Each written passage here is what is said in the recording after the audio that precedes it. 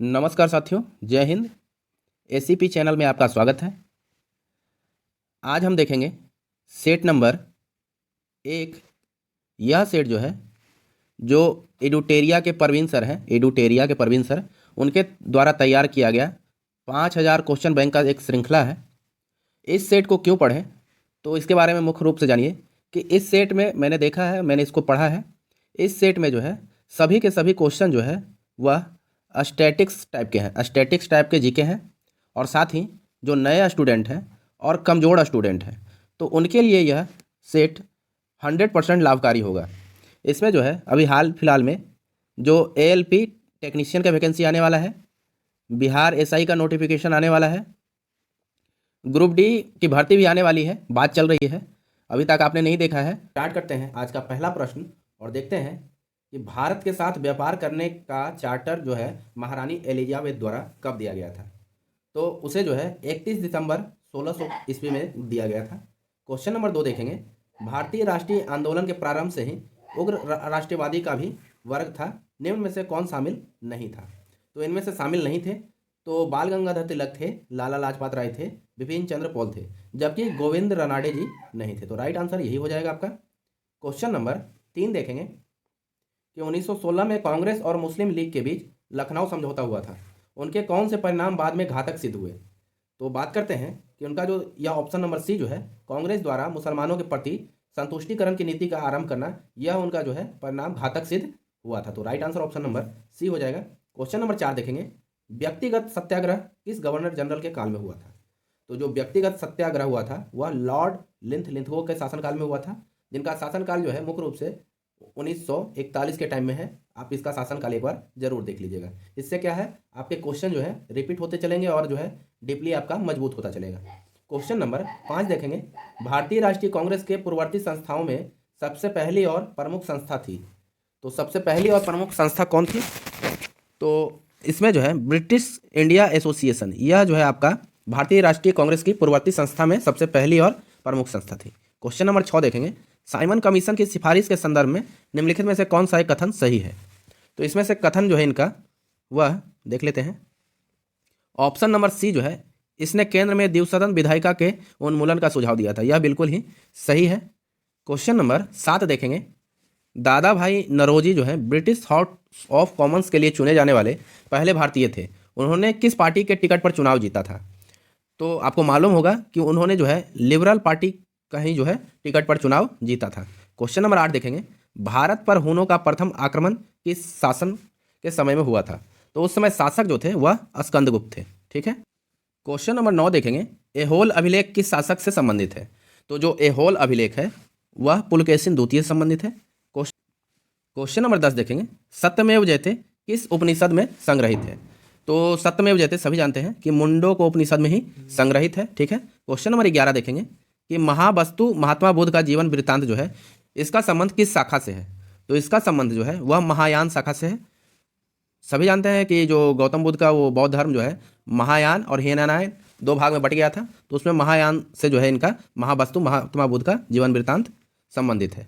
Question number 12 देखेंगे कि अकबर द्वारा बनाया गया उपासना भवन का क्या नाम था।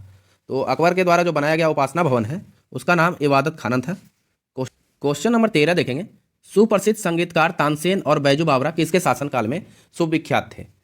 तो तानसेन और बैजू बावरा वह अकबर का शासनकाल में थे। क्वेश्चन नंबर 14 देखेंगे। न्यू कैंसल पोर्ट जो दुनिया का सबसे बड़ा कोयला निर्यातक बंदरगाह है, यह किस देश में स्थित है। तो यह जो है वह ऑस्ट्रेलिया में है। क्वेश्चन नंबर आपका 15 देखेंगे कि देशांतर रेखाओं के संबंध में कौन सही है। तो सभी जानते हैं कि देशांतर क्या होता है। तो देशांतर के मध्य सर्वाधिक दूरी विषुवत रेखा पर होती है, यह इसका राइट आंसर हो जाएगा।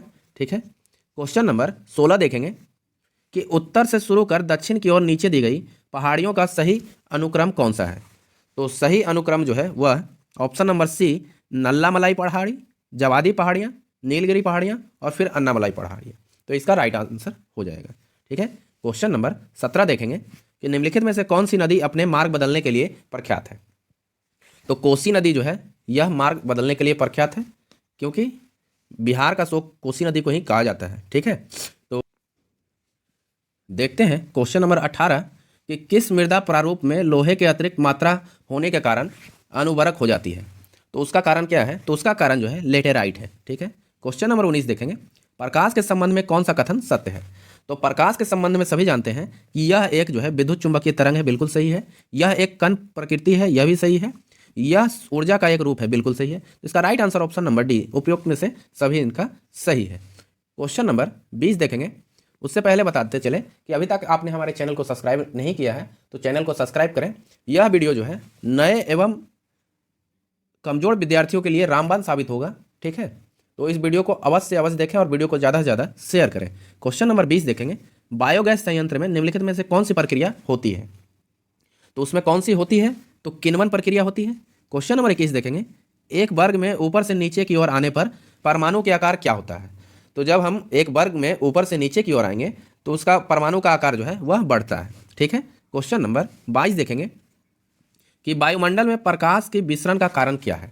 तो जो वायुमंडल में प्रकाश के विसरण का कारण धूलकण होता है। क्वेश्चन नंबर 23 देखेंगे, किसी भी यौगिक का ऑक्सीकरण संख्या क्या होता है? तो किसी भी यौगिक का ऑक्सीकरण संख्या क्या होता है? तो उसका ऑक्सीकरण संख्या जो है वह 0 होगा। नंबर 24 देखेंगे, सर्प विस्रोधी सुई किस तत्व का एक यौगिक है? तो जो सर्प विस्रोधी सुई है उसका मुख्य रूप से जो है स्वर्ण यौगिक जो है एक यौगिक है। क्वेश्चन नंबर 25 देखेंगे, दाब का विमीय सूत्र है। तो दाब का विमीय सूत्र होता क्या है? तो ml इनवर्स t के पावर -2 होता है। ठीक है। क्वेश्चन नंबर 26 देखेंगे कि जैव सेल क्या है? तो जैव सेल जो है वह कोयला होता है, कोयला एक जैव सेल है। क्वेश्चन नंबर 27 देखेंगे, याददाश्त का संबंध मस्तिष्क के निम्न में से किस भाग से है? तो जो आपकी याददाश्त शक्ति है वह सेरेब्रम से संबंधित है। ठीक है। क्वेश्चन नंबर 28 देखेंगे, एक जीवाश्म पक्षी का नाम बताएं जो एक पक्षी की तरह दिखता है लेकिन सरीसृप के जैसा अन्य विशेषताएं होती है। तो उसका नाम जो है वह आर्कियोपैरेटिक्स है। क्वेश्चन नंबर 29 देखेंगे, मानव शरीर में सर्वाधिक मात्रा में पाए जाने वाला तत्व कौन सा है? तो वह तत्व जो है O2 है। क्वेश्चन नंबर 30 देखेंगे, परिपथ के किन्हीं दो बिंदुओं के बीच विभवांतर मापने के लिए किसका प्रयोग किया जाता है? तो वोल्ट मीटर का प्रयोग किया जाता है। क्वेश्चन नंबर 31 देखेंगे कि आपातकाल के दौरान मौलिक अधिकारों का निलंबन कौन कर सकता है? तो उसका निलंबन जो है भारत के राष्ट्रपति के द्वारा किया जाता है। क्वेश्चन नंबर 32 देखेंगे, प्राक्कलन समिति के सदस्यों का कार्यकाल कितने वर्ष का होता है? तो जो प्राक्कलन समिति के सदस्यों का कार्यकाल है वह आपका 1 वर्ष का होता है। क्वेश्चन नंबर 33 देखेंगे कि निम्नलिखित में से किसके अनुमोदन से भारत की संचित निधि से पैसा निकाला जाता है? तो आपको बताते चले कि भारत की संसद के द्वारा ही जो है उसके अनुमोदन से भारत की संचित निधि से पैसा निकाला जाएगा। क्वेश्चन नंबर 34 देखेंगे, भारतीय संविधान में विधि के समक्ष समता किस किस देश से संविधान से लिया गया है? तो जो विधि के समक्ष समता है वह आपका ब्रिटेन के संविधान से लिया गया है। क्वेश्चन नंबर 35 देखेंगे, संविधान संशोधन प्रक्रिया संविधान के किस भाग में उल्लेखित है? वह भाग 20 में उल्लेखित है। ठीक है। बताते चलें कि अभी तक आपने हमारे चैनल को सब्सक्राइब नहीं किया है तो चैनल को सब्सक्राइब कर लें और बेल आइकन पर प्रेस जरूर करें। ठीक है।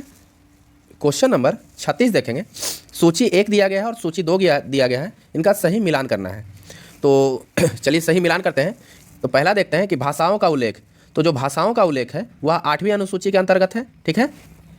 वहीं बात करें कि जो दूसरा हो गया दल बदल निरोधी दे दिया गया है, गलत है, यहाँ विरोधी है। ठीक है। विरोधी दल बदल विरोधी अधिनियम, कभी कभी मिस प्रिंट हो जाता है। तो दल बदल विरोधी अधिनियम यह जो है 10वीं अनुसूची में है। तीसरा देखेंगे 73वां संविधान संशोधन। तो जो 73वां संविधान संशोधन है वह आपका 11वीं अनुसूची के अंतर्गत है। और चौथा जो आप मिला लीजिए कि भूमि सुधार एवं अधिग्रहण जो है संबंधित है वह 9वीं अनुसूची के। इस तरह के मिलान वाले प्रश्न में जो है आपका जो सबसे पहले आएगा उसका मिलान सबसे पहले करते हैं। नए एवं कमजोर स्टूडेंट के लिए यह सेट जो है आपका रामबाण होगा। 100 सेट चलेगा। 1 महीने में आपको जो है लगेगा कि हम बहुत कुछ जान गए हैं, मतलब आपको ऐसा फील होगा कि हम अब किसी को पढ़ा सकते हैं।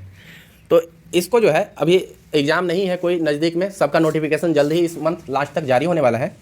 तो हमारे चैनल के साथ बने रहें। आपको जो है 1 महीना में आपको कम से कम आपको 3 से 4 हज़ार क्वेश्चन आपको ज़रूर हम रटवा देंगे। ठीक है। करंट का भी वीडियो डाला जाएगा कल से। ठीक है।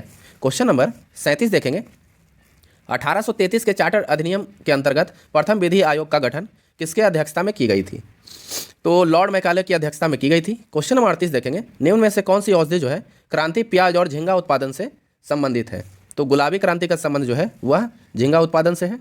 क्वेश्चन नंबर 39 देखेंगे कि निम्नलिखित में से किन 2 संस्थाओं को ब्रेटन वुड्स जुड़वा के नाम से जाना जाता है।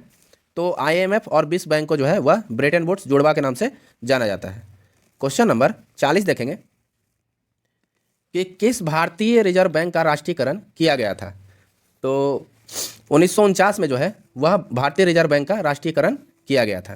क्वेश्चन नंबर 41 देखेंगे, हिंदू राष्ट्र का विचार मूलतः किसका है। तो जो हिंदू राष्ट्र का विचार जो है वह BD सावरकर जी का था। ठीक है। क्वेश्चन नंबर 42 देखेंगे कि भारत में आयकर है। तो जो भारत में आयकर है वह प्रत्यक्ष और प्रगतिशील है। ठीक है। जो क्वेश्चन आपको समझ में नहीं आए तो उसको आप जो है नोट कर लीजिएगा, जो आपको लगेगा कि नया क्वेश्चन है। ठीक है। और जो आता है उसको आप इस वीडियो को अगर 2 बार आप देख लेते हैं तो सभी जीके आपको जो है कंठस्थ हो जाएगा। ठीक है। क्वेश्चन नंबर 43 देखेंगे, कुचिपुड़ी किस राज्य का प्रसिद्ध लोक नृत्य है। तो जो कुचिपुड़ी है वह आंध्र प्रदेश का प्रसिद्ध लोक नृत्य है। क्वेश्चन नंबर 44 देखेंगे, हिमानी उत्तम पर्व का संबंध किस खेल से है। तो जो हिमानी उत्तम पर्व है वह मलखंब खेल से संबंधित है, हिमानी उत्तम पर्व। क्वेश्चन नंबर 45 देखेंगे, निपख आंदोलन के प्रणेता थे। तो निपख आंदोलन के प्रणेता जो है दादू दयाल थे। ठीक है। क्वेश्चन नंबर 46 देखेंगे कि ड्रकमा सिक्का किसके द्वारा चलाया गया था। तो जो द्रकमा सिक्का है, द्रकमा बढ़िया से पढ़ लीजिएगा इसको, द्रकमा सिक्का है वह ग्रीक के द्वारा चलाया गया था। क्वेश्चन नंबर 47 देखेंगे, बाढ़ के दौरान हर वर्ष नए एलुविये का जमाव जो मिट्टी के उर्वरकता को बढ़ाता है वह कैसा होता है। तो वह जो है वह खादर होता है। ठीक है। क्वेश्चन नंबर 48 देखेंगे, वह समुद्री सीमा जहां तापमान तेजी से कम होता है तो वह जो है थर्मोक्लाइन कहलाता है। क्वेश्चन नंबर 49 देखेंगे कि बेसल मापदंड संबंधित है। तो जो बेसल मापदंड है वह बैंकिंग क्षेत्र से संबंधित है।